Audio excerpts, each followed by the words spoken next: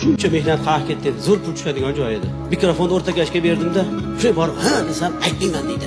"Nimaga?" desam, "Hason onalar ayollar o'tirgan stolga qarang" dedi. Shuni ayollar o'tirgan stolga qarasam, stol ustida aroq ham bor, konyak ham bor, vino ham bor. Ichib o'tirishibdi xotinlar. "Ha" desam, "Mana aroq ichgan xotinlarga ona haqidan shuni aytaman aka" deydi. Men aytdim, "Qaytanga tezroq yig'laydi-ku" dedim, "Yaxshi emasmi" dedim. "Aytolmaysan, senga nima farqi bor" dedim. "Sen qo'ying aka" deydi. "Ustozimning qo'shig'ida" deydi aka deydi.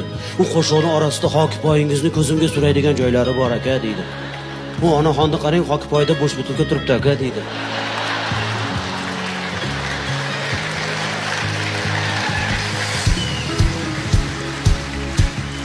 Rostalab. Rostalab ichib o'tirishibdi.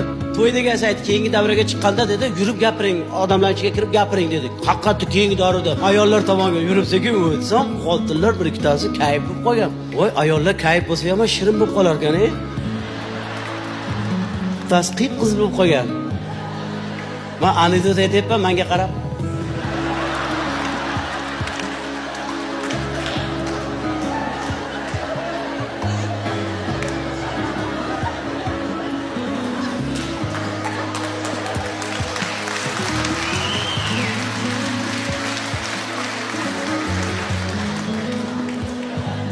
U anekdot u gapatyapti o'ylayapti meni.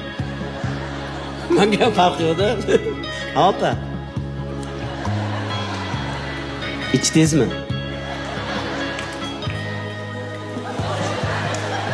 Ichganim yo'q. Qizarib ketibsiz. Pivo ichdim deydi. Meni kechirasizlar edi, erkak kishini ichgani qanaqa xunuk ko'rinsa, ayol kishini ichgani undan 5 bat 100 barobar xunuk ko'rinar ekan. Meni kechirasizlar, men ham ko'rgan narsamni aytyapman-da, juda xunuk ko'rinar ekan bu holat. Ha, shunaqa to'ylarimiz ham bor.